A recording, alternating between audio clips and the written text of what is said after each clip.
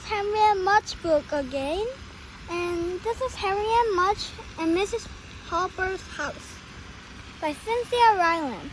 This place is a park. I'm reading you this book in a park. Now look, this is the book, and it's about Mrs. Hopper's house. This book is about Valentine's. In this story, they're staying in Mrs. Hopper's house.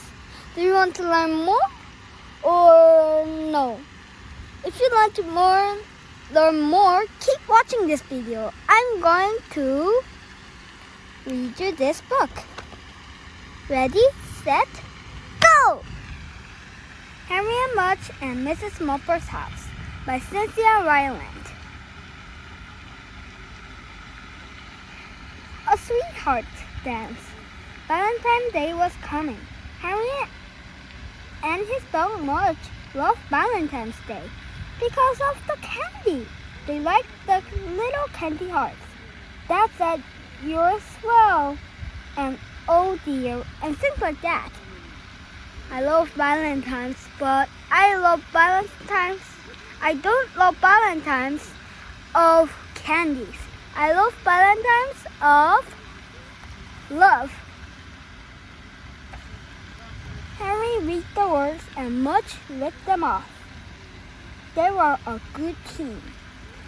Why did a dog kiss it? Then people couldn't eat it. Could it? Dogs are very disgusting. On this Valentine's Day, Henry's father and Henry's mother were going to a sweetheart dance. Henry and Mudge would be staying with Mrs. Hopper. Mrs. Hopper lived across the street in a big stone house with droopy trees and dark windows and a gargoyle on the door. Whoa, very scary. And I think that looks like the castle. Harry liked Mrs. Hopper, but he did not like her house. "Are you sure Mudge and I can't come to the sweetheart dance?" Harry asked his father. "Only if you both promise to wear a tuxedo and shiny black shoes and walk to the Blue Dumbo," said Henry's father. Henry looked at Mudge. He tried to imagine him in a tuxedo and black shiny shoes, walking to the Blue Dumbo. "I think we'd better go to Mrs. Hopper's," Henry said. "Good idea," said Henry's father, "because Mudge only knows how to tap dance." Henry said with a grin. "Huh? Can dogs tap dance? Kind of funny, huh?" "Interesting." Mrs. Hopper. On Valentine's night, Henry's parents got all dressed up. Henry looked at them. "Wow," he said.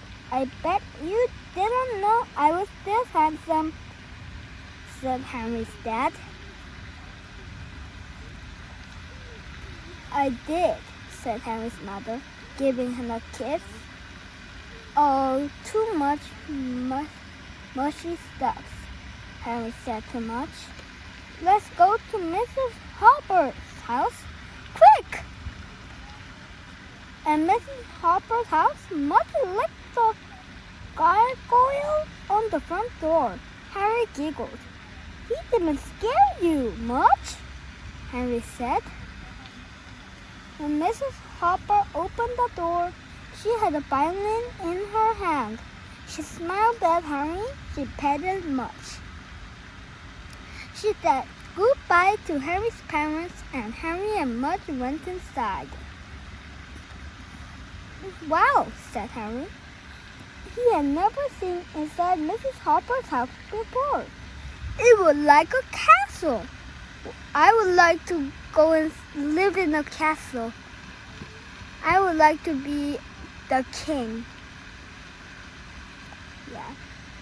There were big chandeliers and tall paintings and a grand piano and looking for Mudge, cats everywhere.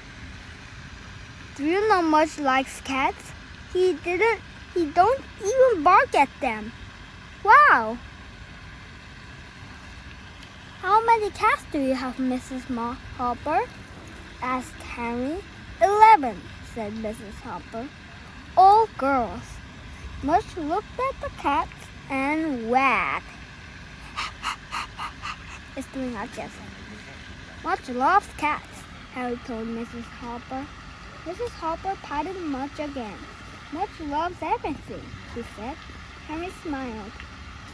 Mrs. Hopper's house wasn't bad. It was wonderful. Now maybe the cats like Mudge? Maybe its parents would dance all night long. Wow, that's a long time. Costumes.